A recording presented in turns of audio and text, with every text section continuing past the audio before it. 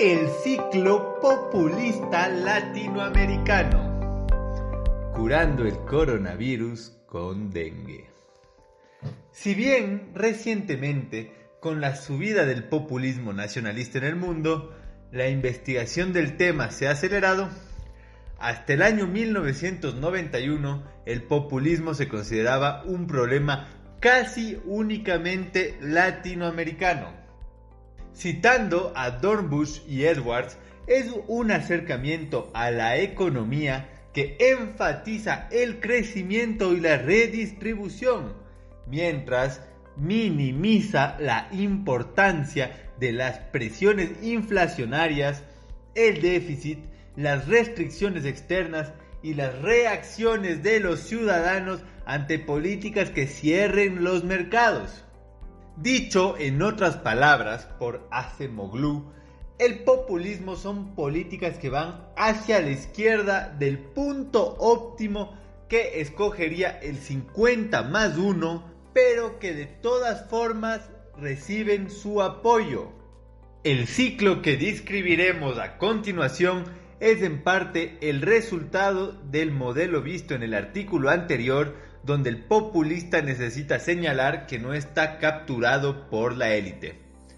Por su historia colonial y su posterior industrialización, nuestros países arrancaron su existencia con un nivel de desigualdad superlativo, por lo que naturalmente el populismo siempre ha tirado hacia la redistribución, más que al nacionalismo en todos nuestros países. Se considera que solo Brasil en su historia ha tenido populismo del otro extremo, experimentándolo de hecho en este mismo momento. Desde Perón y Getúlio Vargas hasta Kirchner, Correa, Evo y Chávez, Latinoamérica tiene un ciclo político claramente marcado. Dornbusch y Edwards desarrollaron un modelo que describe las 5 fases del populismo latinoamericano. En un principio, antes del caudillo ascender, se tiene una población frustrada por el manejo económico. Bajaron los estándares de vida, los servicios públicos son caros y la desigualdad repunta. Esas condiciones económicas no son una coincidencia. Edwards muestra que en 13 de 15 casos documentados de 1945 a 1990, existió una intervención previa del FMI. De la misma forma, en el populismo más reciente y actual, el autor documenta una intervención previa al populismo del FMI en 5 de 7 casos, siendo las excepciones Obrador en México y Bolsonaro en Brasil. En un siguiente paso, el nuevo gobierno populista ofrece solución a esos problemas a través de la expansión fiscal y redistribución atadas a una impresión de moneda exagerada. El economista Daniel Carboneto aconsejó al presidente peruano en los 80 de seguir aumentando el déficit fiscal, pues según él, conforme más consuman los pobres, más economías de escala tendrán las empresas, reduciendo así los costos unitarios y la inflación. Estas sandeces se dicen cuando los macroeconomistas piensan vivir en un mundo de mercados perfectamente competitivos. En situación de oligopolio o monopolio, los precios aumentan conforme la demanda se enriquece, mientras la reducción del costo unitario debido a economías de escala no genera presión competitiva, sino mayor poder de mercado. Las empresas extraen todo el valor agregado que puedan independientemente de su costo de producción. Por algo, el gringo paga más en el mercado artesanal. Error de razonamiento considerado neoclásico cometido por un economista considerado heterodoxo. El modelo keynesiano en que la demanda crea la oferta termina estancándose si la producción no logra seguir el ritmo del aumento en el consumo impulsado a través de la inversión pública, lo cual genera que suban las importaciones más que las exportaciones, desequilibrando la balanza de pagos. Esto es especial y constantemente verdadero en nuestras economías primarias, pues si leen nuestro artículo sobre los efectos de los recursos naturales en la economía, verán que estos no dejan florecer a los demás sectores, siendo esta una de las causas de que la oferta no pueda seguirle el ritmo a la demanda. He ahí el dilema de los recursos no renovables. No permiten crecer al sector privado. Estos recursos generan mucho dinero y poco trabajo, y sus rentas se dividen entre una multinacional que no reinvierte el dinero en ese mismo territorio y el gobierno. Por tanto, un modelo basado en el extractivismo solo funciona en presencia de un Estado fuerte. Luego, un Estado fuerte con instituciones extractivas derriba casi automáticamente en corrupción y excesos autoritaristas. Por algo, el Medio Oriente está plagado de dictaduras y nosotros de democracias represivas. Es hasta un poco poético que extraemos de la tierra, luego las instituciones lo extraigan de nosotros. La falta de oferta se traduce en inflación y expectativas de inflación.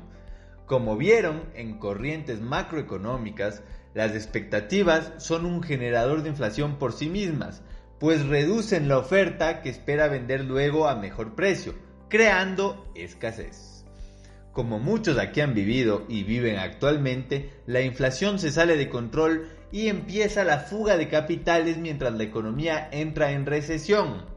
El gobierno populista responde con más subvenciones que debilitan la posición externa y aumentan todavía más la inflación. La economía se dolariza con tasas de cambio oficiales y no oficiales, cae el poder adquisitivo, etc. Los argentinos se la saben de memoria, papá. La espiral inflacionaria ya comenzó. El privado ya tiene las expectativas ancladas. El control de precios no funciona, solo aumenta la escasez. Respetando todos los puntos de vista, cabe recalcar que la profecía autorrealizadora de las expectativas inflacionarias es un fenómeno de la macroeconomía. Sin embargo, si se creen que hay empresas cartelizadas para hacer una guerra económica, es igualmente a través de la escasez que se genera inflación. Es decir, el cartel tendría que ser suficientemente grande para generar escasez en un país entero. No lo descarto, pero igual habría que tomarlo en cuenta cuando se gobierna. Eventualmente, el populista pierde elecciones si no logró ya manejarlas a su antojo. Según Kaufman y Stallings, los objetivos políticos del populismo latinoamericano eran ganarse el apoyo de los trabajadores y de los negocios orientados hacia la expansión doméstica, enfrentándose a la oligarquía rural y a las empresas extranjeras. Estos objetivos tan dignos vienen muchas veces acompañados de estimulación de la demanda a través de políticas clientelistas, cuyos costos terminan endeudando excesivamente al país. Luego, aumentan el salario de los trabajadores mientras controlan los precios para crear un tipo de redistribución, aumentando el poder adquisitivo. Y finalmente, controlan las tasas de cambio para subir los salarios y los beneficios en los sectores de bienes que no pueden ser comerciados internacionalmente, restaurantes, peluquerías, construcción, etc. Si bien en algunos casos de industrias este control puede ser positivo para la economía, el exceso causa el nacimiento de mercados negros y la bien conocida escasez. Luego se elige un nuevo gobierno para arreglar los derrames populistas. El nuevo gobierno es el viejo, el mismo que causó el populismo. Ante un país quebrado y sus otros intereses, se refugian en el manto del FMI y la austeridad. Los salarios reales siguen cayendo hasta niveles de comienzos del ciclo. La austeridad, las viejas élites y las mismas instituciones corruptas que no evolucionaron con el populismo colapsan al sistema. Las semillas del próximo régimen populista se plantan solas. El FMI termina siendo el intento de curar el coronavirus con dengue. En efecto, el coronavirus coagula la sangre mientras el dengue funciona como anticoagulante. Aún así, si contraes los dos, tienes grandes probabilidades de morir. De la misma forma, el dinero del FMI y sus condiciones buscan un equilibrio macrofiscal que termina matando al resto del cuerpo económico y por tanto ni siquiera logra su primer objetivo. Esta es la historia de Latinoamérica en los últimos 70 años, un ciclo económico y político que se repite una y otra vez. Claro, como saben, toda generalización es como mínimo exagerada, pues por ejemplo, Colombia nunca ha experimentado populismo macroeconómico, político sí.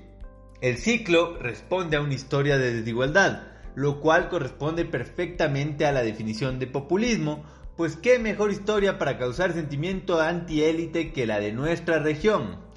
En los años 60, los ingresos del 20% más rico de la población eran 40 veces más grandes que los del 20% más pobre en Ecuador. 33 para Brasil, 32 para Perú, 11 en Chile y Argentina, siendo estos los menos desiguales. Entre tanto, en Asia del Este, China, Hong Kong, Corea, Singapur y Taiwán tenían una razón debajo de 9. Hay una correlación evidente entre desigualdad y populismo. Luego, el populista funciona como el agua de la sopa. Hierve a las verduras, el pueblo, para extraer su sabor. El equilibrio perfecto se logra con un poco de sal y pimienta. Victorias sociales. Luego, el exceso de estos condimentos, endeudamiento y represión, permite sacar hasta el último aliento de sabor, pero daña la sopa, sociedad.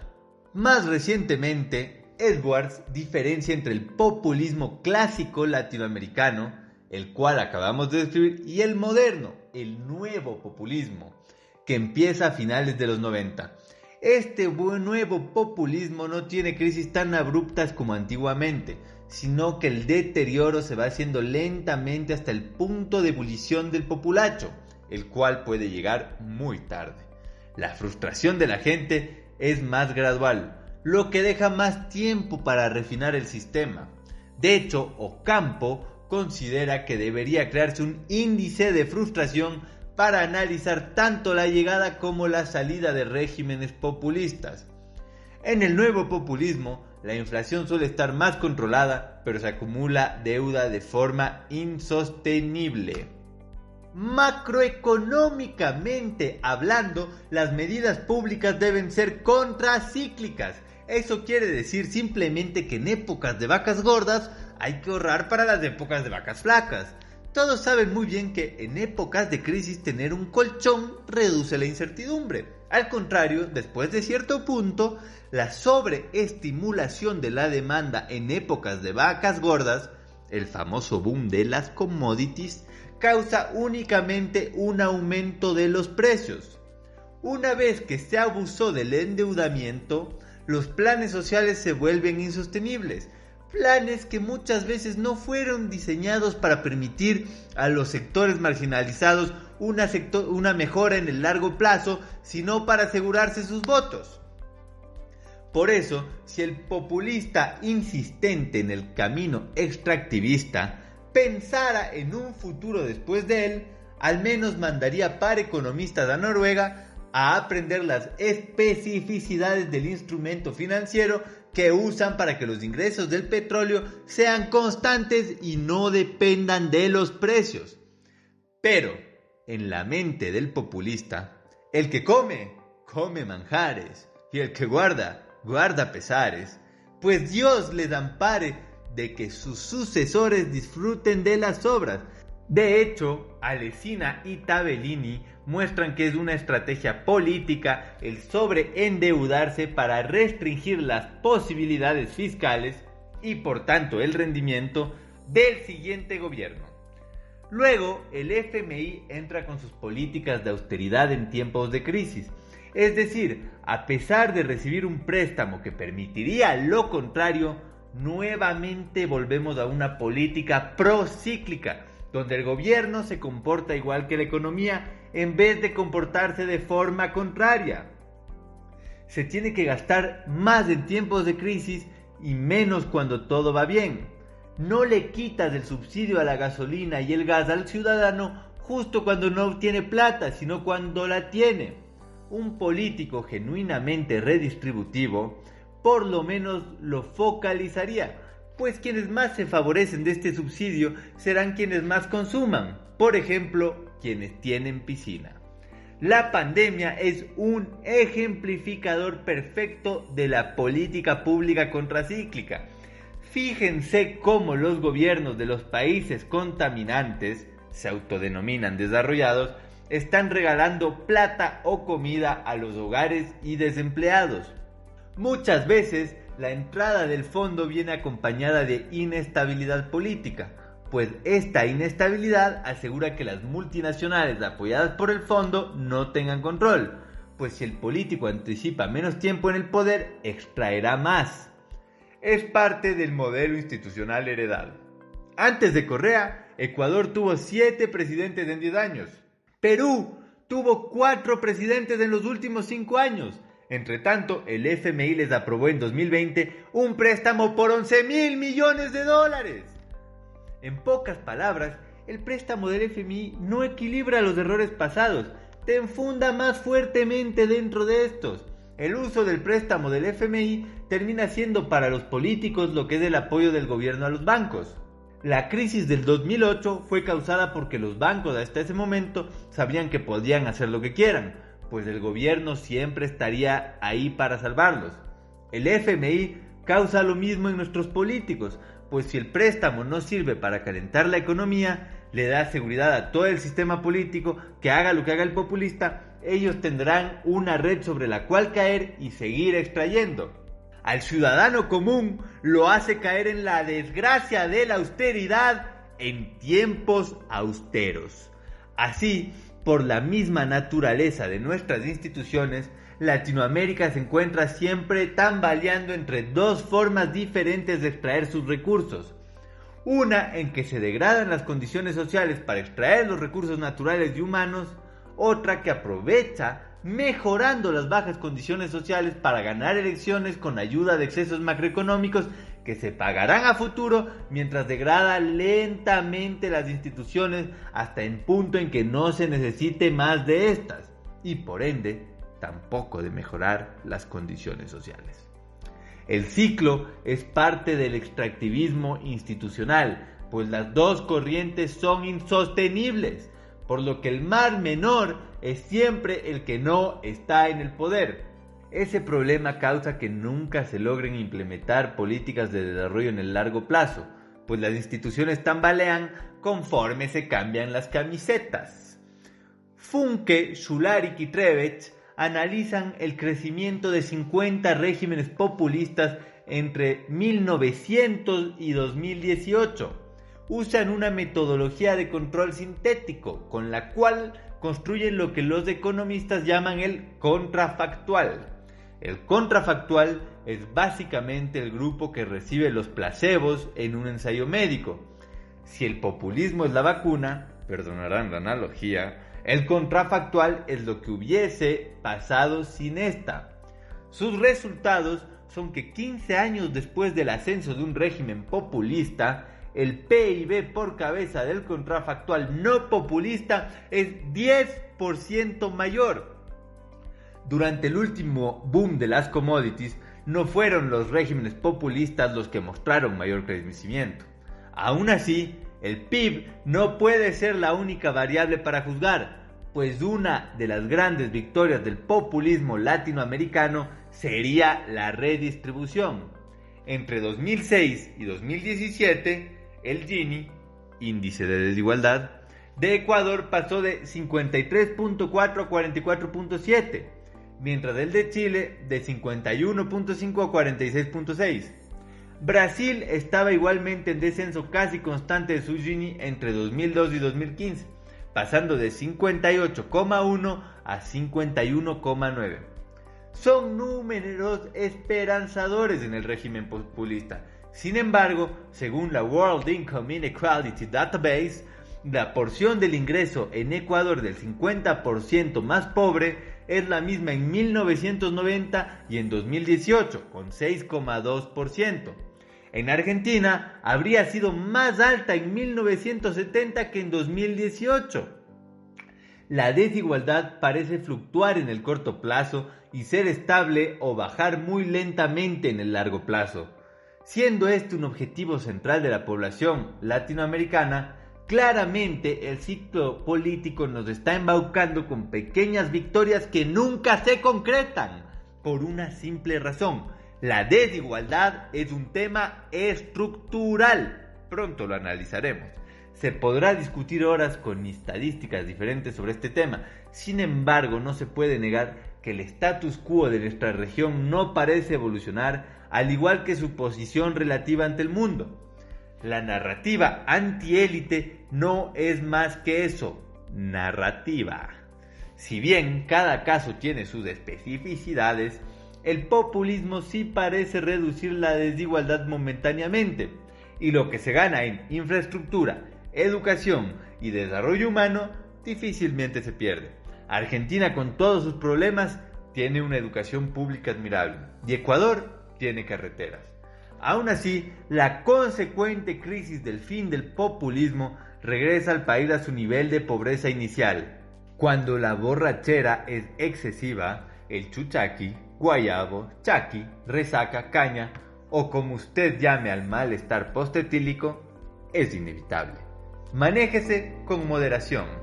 No dejen de leernos, pues aquí apoyamos el crecimiento inclusivo y por eso semana a semana les contaremos posibles formas de que la sopa tenga la cantidad de sal deseada, o de evitar que las victorias sociales se conviertan en demagogia política y macroeconómica. Llegó la hora de salir del modelo de democracia artificial que tenemos hacia uno hecho a la medida y en casa.